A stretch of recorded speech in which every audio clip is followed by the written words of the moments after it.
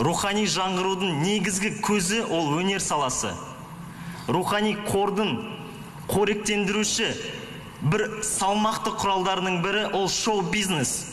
Әлемнің 120 мемлекетінде біздің ресми тұрғыда жанкүйерлеріміз бар. Фандомның аты Eagles.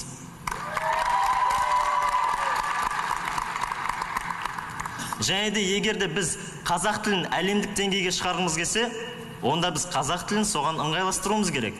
Бұл жерде латын әліпбиі өте ыңғайлы келеді. Біз онымен толықтай келісеміз.